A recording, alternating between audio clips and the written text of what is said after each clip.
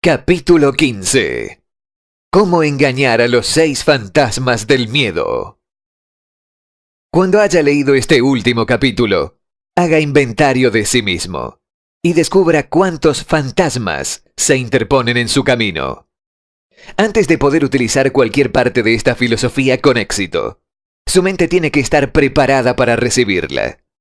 La preparación resulta fácil. Empieza con el estudio, el análisis y la comprensión de los 3 enemigos que necesita eliminar de su mente: la indecisión, la duda y el temor. El sexto sentido nunca funcionará mientras estos 3 elementos negativos permanezcan en su mente, ya sea en su conjunto o por separado. Los elementos de este trío infernal se hallan estrechamente relacionados. Allí donde haya uno de ellos, puede estar seguro de que los otros 2 se encuentran también cerca. La indecisión es la semilla del temor. Recuérdelo a medida que siga con la lectura. La indecisión se cristaliza en la duda, y ambas se mezclan y se convierten en temor. El proceso de mezcla suele ser lento. Esa es una de las causas por las que estos 3 enemigos son tan peligrosos. Germinan y se desarrollan sin que su presencia sea detectada. El resto de este capítulo describe un objetivo que debe alcanzar antes de que pueda poner en práctica esta filosofía en su conjunto. También analiza una condición que ha reducido a gran número de personas a la pobreza, y afirma una verdad que debe ser comprendida por todos quienes acumulan riquezas. Se midan estas en términos de dinero o de un estado mental, mucho más valioso que el dinero, por cierto. El propósito de este capítulo es enfocar nuestra atención sobre la razón y el remedio de los 6 temores básicos. Antes de poder dominar a un enemigo, debemos conocer su nombre, sus hábitos y el lugar de residencia. A medida que lea, analícese a sí mismo y determine cuál de los 6 temores básicos está con usted, si es que tiene alguno. No se deje engañar por los hábitos de esos enemigos sutiles. A veces, permanecen ocultos en el subconsciente. En él son difíciles de localizar y aún más difíciles de eliminar. Los 6 miedos básicos. Hay 6 miedos básicos, de los que todo ser humano sufre en una u otra ocasión, ya sea por cada uno de ellos, o en una combinación de los mismos. Cualquier persona sería afortunada si no sufriera de los 6. Citados por el orden en que suelen aparecer son: el temor a la pobreza, el temor a la crítica, el temor a la enfermedad, el temor a la pérdida del amor de alguien, el temor a la vejez, el temor a la muerte. Todos los demás temores son de menor importancia. Todos ellos pueden ser agrupados bajo estos 6 enunciados. La ocurrencia de estos miedos, como una maldición al mundo, funciona en ciclos. Durante cada 6 años, mientras la depresión económica estaba presente, procedimos con dificultad en el ciclo del miedo a la pobreza. Durante la Guerra Mundial, estuvimos en el ciclo del miedo a la muerte. Justo después de la guerra, estuvimos en el ciclo del miedo a la mala salud, como prueba de la epidemia de enfermedades que se esparció en todo el mundo. Los temores no son más que estados de la mente. El estado de la mente de cada cual se haya sometido a control y dirección. Los médicos, como todo el mundo sabe, están menos propensos a ser atacados por la enfermedad que las personas comunes y corrientes, debido a que no le temen a las enfermedades. Se sabe que los médicos, sin miedo o escrúpulos, son conocidos porque entran en contacto físico con cientos de personas, diariamente, que estaban sufriendo de dichas enfermedades, contagiosas como varicela, sin verse infectados. Su inmunidad contra la enfermedad consistió en gran parte, si no solamente, en su absoluta carencia de miedo. El hombre no puede crear algo que no haya concebido previamente en forma de un impulso de pensamiento. Tras haber hecho esta afirmación, hay que hacer otra de mayor importancia incluso. Los impulsos del pensamiento del hombre comienzan a trasladarse de inmediato en su equivalente físico, al margen de que esos pensamientos sean voluntarios o involuntarios. Los impulsos de pensamiento que son captados por simple casualidad, pensamientos emitidos por otras mentes, pueden determinar el destino financiero, empresarial, profesional o social con la misma seguridad que los impulsos de pensamiento que uno mismo crea con intención y diseño. Estamos estableciendo aquí los fundamentos para la presentación de un hecho de gran importancia para quien no comprende por qué algunas personas parecen tener suerte, mientras que otras, de igual o mayor habilidad, entrenamiento, experiencia o capacidad cerebral, parecen destinadas a sufrir desventuras. Ese hecho se explica con la afirmación de que todo ser humano tiene la habilidad de controlar su propia mente por completo y, con ese control, es evidente que cada persona puede abrir su mente a los impulsos de pensamiento emitidos por otros cerebros, o cerrarla a cal y canto, y admitir únicamente aquellos impulsos de pensamiento de su propia elección. La naturaleza ha entregado al hombre un control absoluto sobre una sola cosa: el pensamiento. Esto, unido al hecho de que todo lo que el ser humano crea se inicia en la forma de un pensamiento, nos conduce muy cerca del principio mediante el cual podemos llegar a dominar el temor. Si es verdad que todo pensamiento tiene una tendencia a transformarse en su equivalente físico, y eso es cierto, más allá de todo espacio razonable para la duda, también será cierto que los impulsos de pensamiento de temor y de pobreza no pueden traducirse en términos de valor y ganancia financiera. Los pueblos de América empezaron a pensar en la pobreza después de la caída de Wall Street en 1929. Lamentablemente, pero seguramente, esa masa creyó que estaba cristalizada en su equivalente físico, que era conocido como una depresión. Esto tuvo que pasar. Está de acuerdo con las leyes de la naturaleza. El temor a la pobreza. No puede haber compromiso alguno entre la pobreza y la riqueza. Los dos caminos que conducen a ellas van en direcciones opuestas. Si lo que usted desea son riquezas, tiene que negarse a aceptar cualquier circunstancia que conduzca hacia la pobreza. La palabra riqueza se utiliza aquí en su más amplio sentido, refiriéndonos con ella a los planos espiritual, mental y material. El punto de partida del camino que conduce a la riqueza es el deseo. En el primer capítulo, usted recibió instrucciones completas para el uso apropiado del deseo. En este capítulo sobre el temor, encontrará completas instrucciones para preparar su mente con el propósito de hacer un uso práctico del deseo. Así, este es el lugar en el que se le planteará un desafío mediante el que determinará de modo definitivo cuánta de esta filosofía ha absorbido.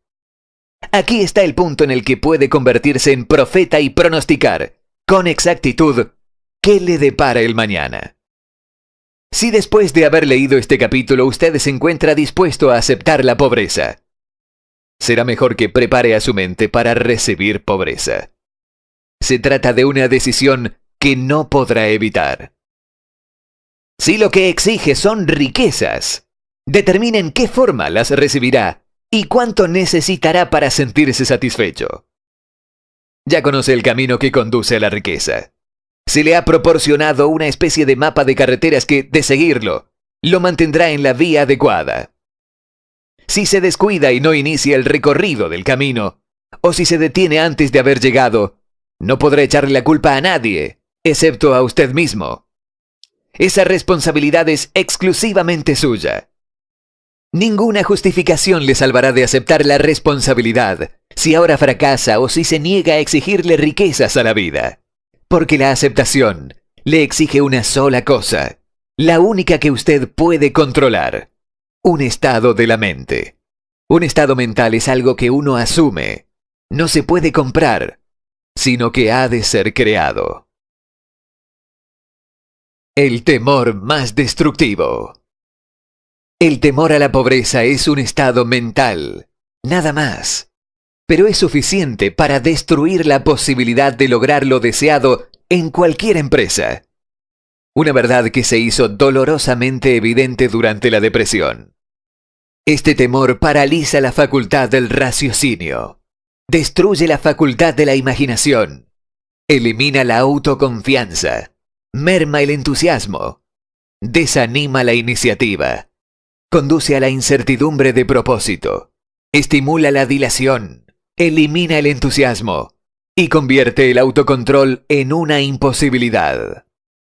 Le arrebata a uno el encanto de la personalidad, destruye la posibilidad de pensar con exactitud, distrae la concentración del esfuerzo, domina la perseverancia, reduce la fuerza de voluntad a la nada, socava la ambición, ensombrece la memoria e invita al fracaso en toda forma concebible. Mata el amor y asesina las emociones más exquisitas del corazón. Desanima la amistad e invita al desastre en 100 formas diferentes. Conduce al insomnio, la miseria y la infelicidad. Y todo ello a pesar de la evidente verdad de que vivimos en un mundo de sobreabundancia de todo aquello que podamos desear, sin nada que se interponga entre nosotros y nuestros deseos, excepto la falta de un propósito definido. El temor a la pobreza es, sin una pizca de duda, el más destructivo de los 6 temores básicos. Ha sido situado a la cabecera de la lista porque resulta el más difícil de dominar. El temor a la pobreza surge de la tendencia heredada del hombre a devorar a sus semejantes en el plano económico. Casi todos los animales inferiores se ven motivados por el instinto, pero su capacidad para pensar es limitada y, en consecuencia, se devoran físicamente los unos a los otros. El hombre, con su sentido superior de la intuición y capacidad para pensar y razonar, no se come físicamente a sus semejantes. Obtiene mayor satisfacción cuando lo devora financieramente. El hombre es tan avaro que ha necesitado aprobar toda clase de leyes concebibles para salvaguardarlo de su prójimo. De todas las eras del mundo de las que sabemos algo, la era en la que vivimos parece ser sobresaliente, debido a la locura por el dinero. Un hombre es considerado menos que el polvo de la tierra, a menos que pueda mostrar que tiene una gran cuenta bancaria.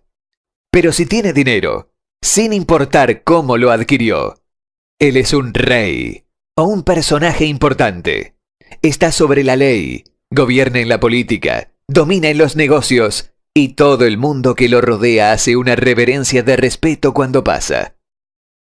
Nada produce tanto sufrimiento y humillación al hombre como la pobreza. Solo los que la han experimentado comprenden todo el significado de esta afirmación. No es de extrañar entonces que el hombre tema a la pobreza. A lo largo de una abundante serie de experiencias heredadas, el hombre ha aprendido que no se puede confiar en algunos de su especie cuando se trata de cuestiones relacionadas con el dinero y con las posesiones terrenales. Esto es más bien una acusación incitante. Lo peor es que es verdad. La mayoría de los matrimonios están motivados por la riqueza poseída por uno o ambas partes contratantes. Por consiguiente, no es milagro que las cortes de divorcio estén siempre copadas. El hombre experimenta tal avidez por poseer dinero que está dispuesto a adquirirla de todas las maneras posibles, por medios legales si es posible, o por otros si es necesario. El autoanálisis puede poner al descubierto debilidades que a uno no le gustaría reconocer. Esta forma de examen es esencial para todos aquellos que exigen de la vida algo más que mediocridad y pobreza. Al analizarse a sí mismo punto por punto, recuerde que, en este caso, usted es juez y parte, fiscal y defensor, acusador y acusado. Y recuerde también que está afrontando un juicio. Así, enfréntese a los hechos directamente. Hágase preguntas concretas y exíjase respuestas directas. Una vez que haya terminado el examen, sabrá más sobre sí mismo. Si tiene la sensación de no poder ser un juez imparcial en este autoexamen, confíe en alguien que le conozca bien y que pueda actuar como tal, hasta que usted sea capaz de examinarse a sí mismo. Lo que usted anda buscando es la verdad. Consígala, sin importar a qué precio, aun cuando pueda sentirse temporalmente avergonzado por ella. Cuando se le pregunta a la gente qué es lo que más teme, la mayoría contesta: no temo a nada. La contestación es inexacta, porque pocas personas se dan cuenta de que se encuentran amenazadas, obstaculizadas, fustigadas en lo espiritual y en lo físico por alguna forma de miedo. La emoción del temor se halla tan sutil y profundamente enraizada que uno puede pasar por la vida sobrellevándola sin llegar a reconocer jamás su presencia. Solo un análisis verdadero pondrá en evidencia la presencia de este enemigo universal. Cuando inicie este análisis, busque a fondo en su personalidad. A continuación, le ofrecemos una lista de los síntomas que debería buscar en sí mismo. Síntomas del temor a la pobreza. Indiferencia. Suele mostrarse a través de una falta de ambición, de una tendencia a tolerar la pobreza, de una aceptación sin protesta de toda aquella compensación que la vida pueda ofrecer, de una pereza mental y física, de una falta de iniciativa, imaginación, entusiasmo y autocontrol. Indecisión. La costumbre de permitir que los demás piensen por uno, el de mantenerse al margen. Duda. Expresada generalmente por medio de justificaciones y excusas diseñadas para encubrirse, rechazar con explicaciones o disculpar los propios errores, lo que a veces se muestra en forma de envidia o crítica hacia aquellos que han alcanzado el éxito. Preocupación. Suele expresarse por el descubrimiento de faltas en los demás, una tendencia a gastar más que los ingresos propios, un descuido del aspecto personal, la burla y el fruncimiento de cejas, la intemperancia en el uso de las bebidas alcohólicas y, a veces, en el uso de narcóticos, nerviosismo, falta de severidad y de autoconciencia. Precaución excesiva. La costumbre de mirar el lado negativo de toda circunstancia, de pensar y hablar de posible fracaso, en lugar de concentrarse en los medios para alcanzar el triunfo. Se conocen todos los caminos que conducen al desastre, pero nunca se buscan los planes precisos para evitarlo. Se espera el momento adecuado para empezar a poner en acción ideas y planes, hasta que la espera se transforma en un hábito permanente. Se recuerda a aquellos que han fracasado y se olvida a los que han tenido éxito. Se ve el agujero de la rosquilla, pero no se ve la rosquilla. Es el pesimismo, que conduce a la indigestión, al estreñimiento, a la autointoxicación, a la mala respiración y a una mala disposición. Dilación. La costumbre de dejar para mañana aquello que se debería haber hecho el año pasado. Pasarse mucho tiempo buscando justificaciones y excusas para no realizar el trabajo. Este síntoma se halla estrechamente ligado con el de la precaución excesiva, la duda y la preocupación. La negativa a aceptar la responsabilidad siempre que ésta se pueda evitar. La voluntad de encontrar un compromiso, en lugar de levantarse y luchar con firmeza. El comprometerse con las dificultades, en lugar de dominarlas y utilizarlas como peldaños para seguir avanzando. El intentar conseguir gangas de la vida, en lugar de exigir prosperidad, opulencia, riquezas, satisfacción y felicidad. Planificar lo que se ha de hacer solo cuando se ha producido el fracaso, en lugar de quemar todas las naves y hacer que la retirada sea imposible. La debilidad de la confianza en uno mismo y, a menudo, la total ausencia de la misma, así como de la definición de propósito, autocontrol, iniciativa, entusiasmo, ambición, frugalidad y una sana habilidad para el razonamiento. El esperar la pobreza en lugar de exigir la riqueza.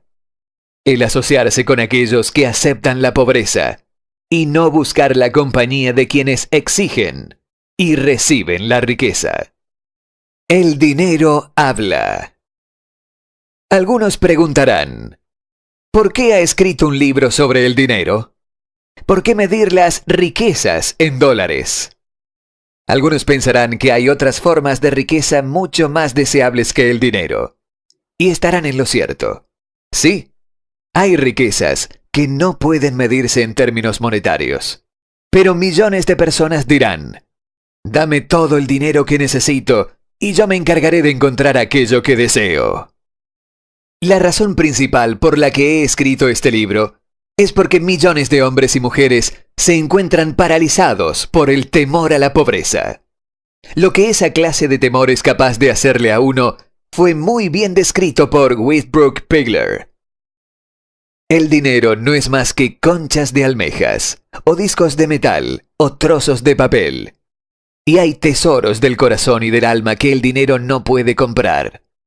Pero la mayoría de la gente sin dinero es incapaz de tenerlo en cuenta y sostener su espíritu. Cuando un hombre se encuentra en lo más bajo, está en la calle y es incapaz de conseguir trabajo, a su espíritu le sucede algo que se refleja en la caída de sus hombros. La forma de llevar el sombrero, su modo de caminar y su mirada. No puede escapar a una sensación de inferioridad con respecto a la gente que tiene un empleo seguro, aun cuando sepa que esas personas no son sus iguales en carácter, inteligencia o habilidad. Por su parte, los demás, incluso sus amigos, experimentan una sensación de superioridad y lo consideran una víctima, quizás de una manera inconsciente.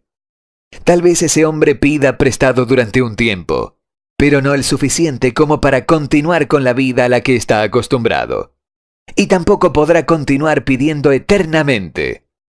Pero pedir, aun cuando sea para vivir, es una experiencia deprimente, y al dinero así obtenido le falta el poder que el dinero ganado con su propio esfuerzo tiene. Evidentemente, nada de esto se aplica a los zánganos y a los pordioseros, sino solo a los hombres con ambiciones normales y que se respetan a sí mismos. Las mujeres esconden la desesperación. Las mujeres que se encuentran en la misma situación son algo diferentes. De algún modo, no las consideramos como personas marginadas.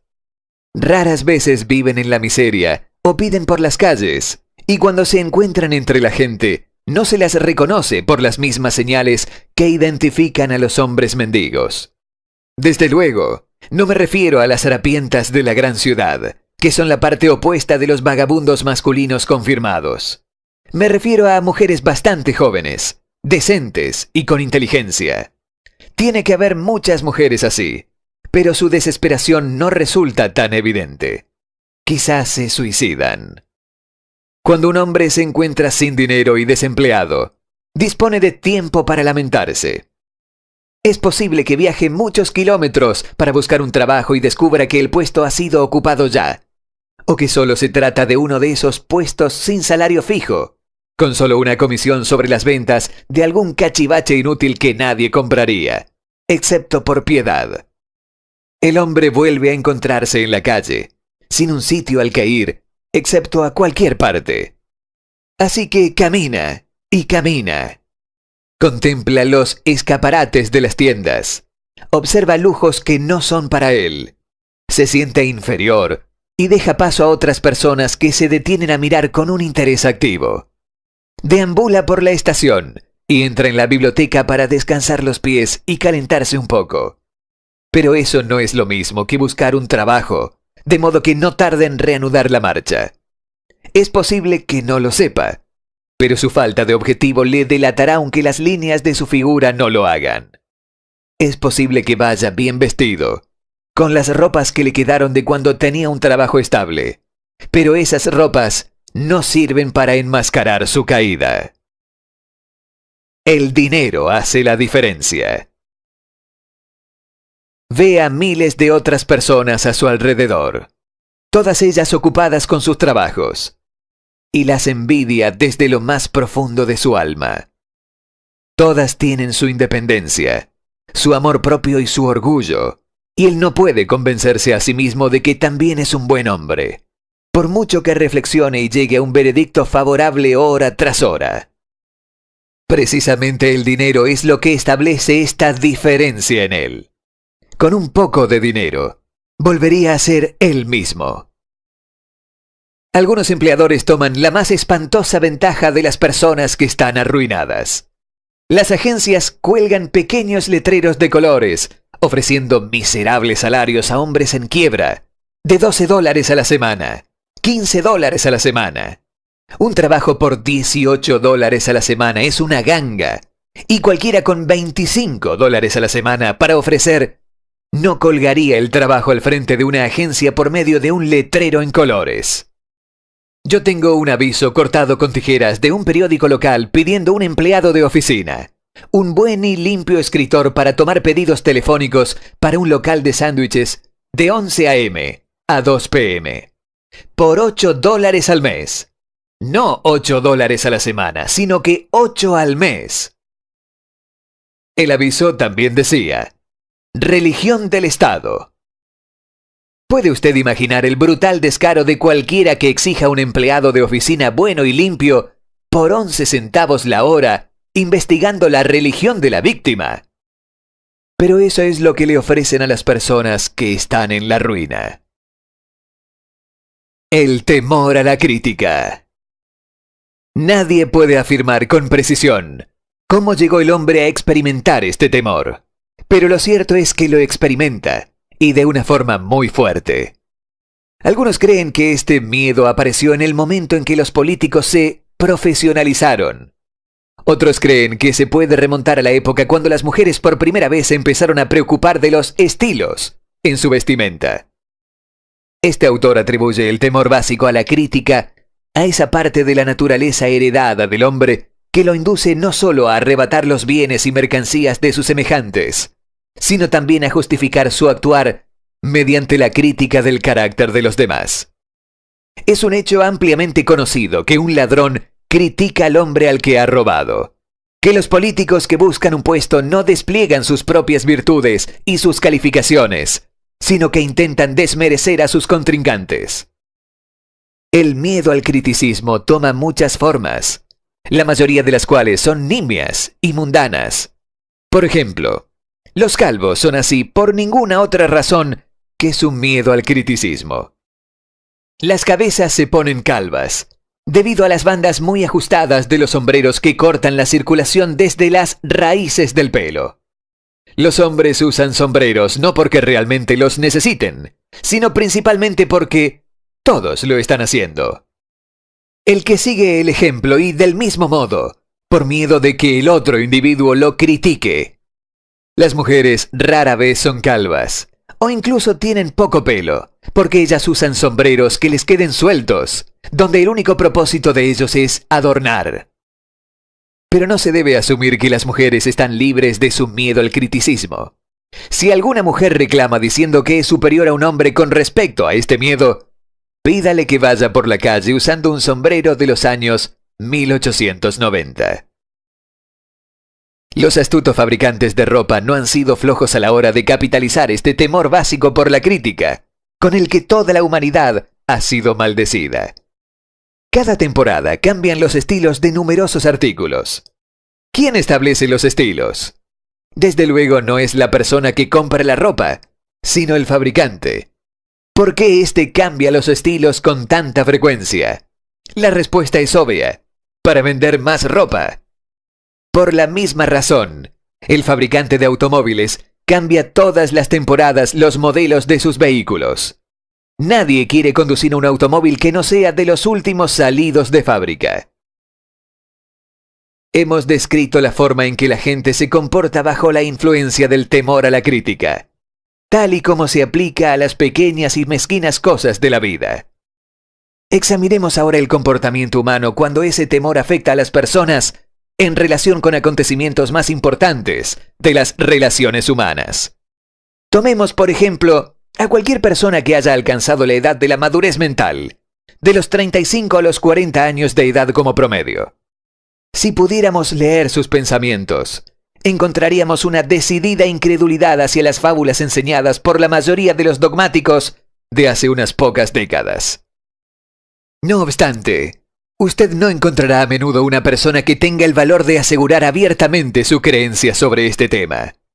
La mayoría de las personas, si son presionadas lo suficiente, dirán una mentira en lugar de admitir que no creen las historias asociadas con esa forma de religión que mantuvieron a las personas en la esclavitud antes de la era del descubrimiento científico y educación. ¿Por qué la persona media, incluso en una época de tantos conocimientos como la actual, no se atreve a negar su creencia en las fábulas? La respuesta es: por el temor a la crítica. Los hombres han sido criticados por atreverse a expresar su incredulidad acerca de los fantasmas. No resulta nada extraño que hayamos heredado una conciencia que nos hace temer la crítica. No hace mucho tiempo, la crítica comportaba severos castigos, y aún los acarrea en algunos países. El temor a la crítica priva al hombre de su iniciativa, destruye su poder de imaginación, limita su individualidad, le roba la confianza en sí mismo y daña de muchas maneras. Los padres, a menudo, hacen un daño irreparable a sus hijos cuando los critican. La madre de uno de mis compañeros de infancia solía castigarlo casi a diario con un palmetazo, completando la acción con la siguiente afirmación: terminarás en la cárcel antes de que cumplas los 20 años. A la edad de 17 años, fue enviado a un reformatorio. La crítica es la clase de servicio que le sobra a todo el mundo. Todos tenemos una buena reserva de crítica gratuita que entregar, tanto si se nos solicita como si no. A menudo, los parientes cercanos son los que peor ofenden. Debería ser considerado un crimen. En realidad, es un crimen de la peor naturaleza, el que cualquier padre produzca en su hijo complejos de inferioridad por medio de la crítica gratuita. Los empleadores que comprenden la naturaleza humana sacan lo mejor de sus empleados no mediante la crítica, sino por medio de la sugerencia constructiva. Los padres pueden conseguir los mismos resultados con sus hijos. La crítica implanta el temor en el corazón, o el resentimiento, pero no construye ni el amor ni el afecto. Síntomas del temor a la crítica. Este temor es casi tan extendido como el temor a la pobreza, y sus efectos, igual de fatales para el logro personal, sobre todo porque destruye la iniciativa y desanima el uso de la imaginación. Los principales síntomas del temor a la crítica son: timidez. Suele ser expresada por medio del nerviosismo, la timidez en la conversación y en el encuentro con personas extrañas, el movimiento extraño de las manos y de los pies, el desplazamiento de la mirada. Falta de serenidad, carencia de control en la voz, nerviosismo en presencia de otros, postura deficiente del cuerpo, memoria pobre. Personalidad, poca firmeza en las decisiones, falta de encanto personal y de habilidad para expresar opiniones definidas. Tendencia a soslayar los temas, en lugar de afrontarlos de manera directa.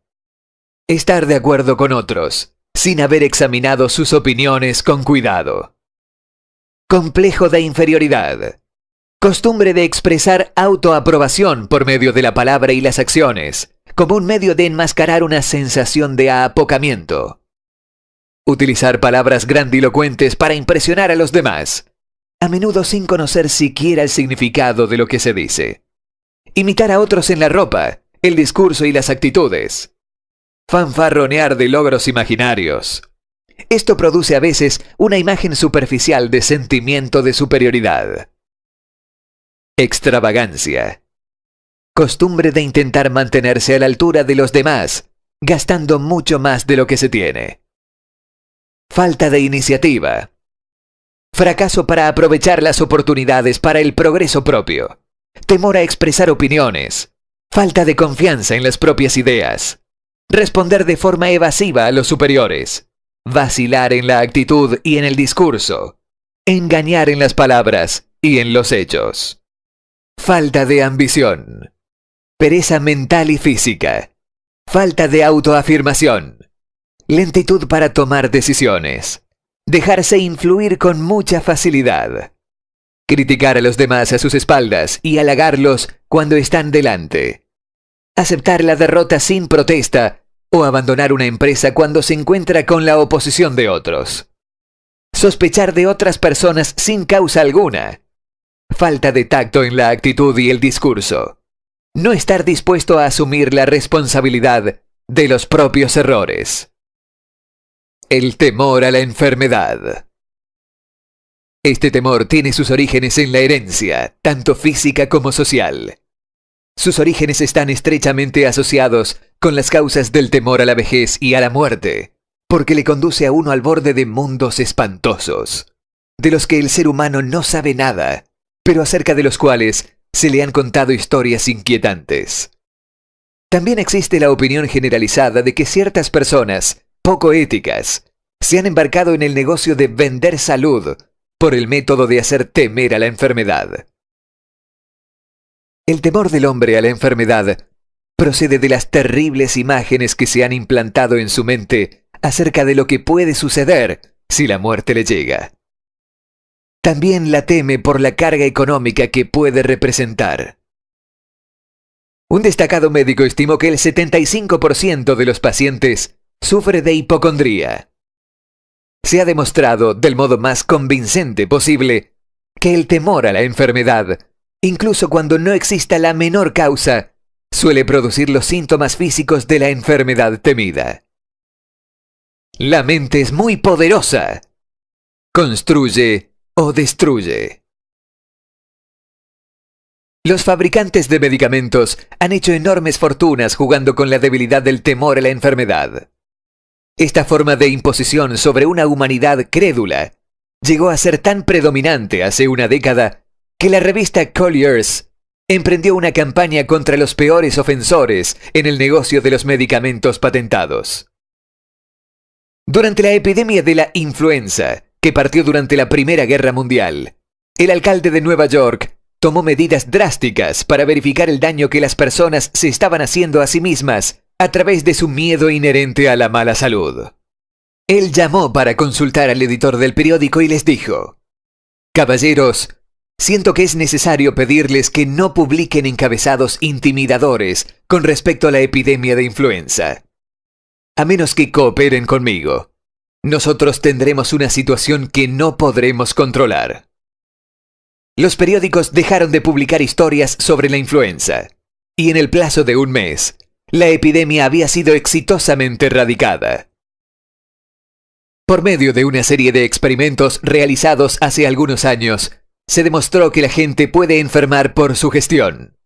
Nosotros llevamos a cabo este experimento haciendo que 3 conocidos visitaran a las víctimas, haciéndole a cada una de ellas la siguiente pregunta: ¿qué te aflige?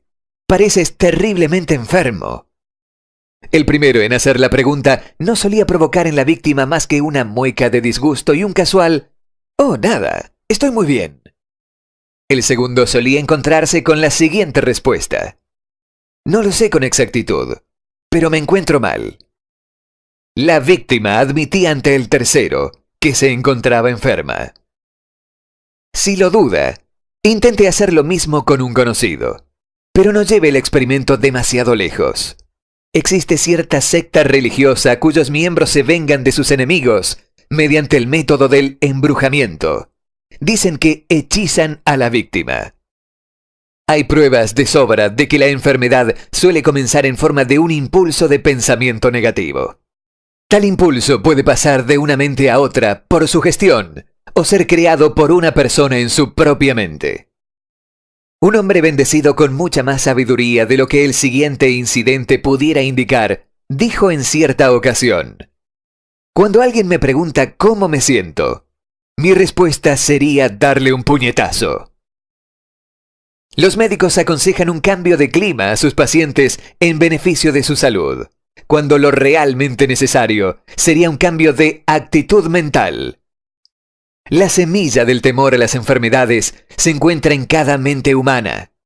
La preocupación, el temor, el desánimo, la desilusión en el amor y el fracaso en los negocios permiten que esta semilla germine y se desarrolle. La reciente depresión económica mantuvo a los doctores en movimiento debido a que cualquier forma de pensamiento negativo podía causar enfermedad. Las desilusiones en los negocios y en el amor se encuentran a la cabeza de la lista de causas de temor a la enfermedad. Un hombre joven sufrió una desilusión amorosa que lo envió al hospital. Estuvo luchando durante meses entre la vida y la muerte. Se llamó a un especialista en psicoterapia. Este ordenó cambiar las enfermeras, dejando al paciente a cargo de una joven encantadora que, con el preacuerdo del médico, empezó a hacer el amor con el joven desde el primer día de su llegada al trabajo. Al cabo de 3 semanas, el paciente salió del hospital, todavía sufriendo, pero de una enfermedad por completo diferente. Se había enamorado otra vez. El remedio fue un hechizo, pero el paciente y la enfermera terminaron casándose posteriormente. Síntomas del temor a la enfermedad. Los síntomas de este temor casi universal son: autosugestión. La costumbre de usar negativamente la autosugestión, que se dedica a buscar y espera encontrar los síntomas de toda clase de enfermedades.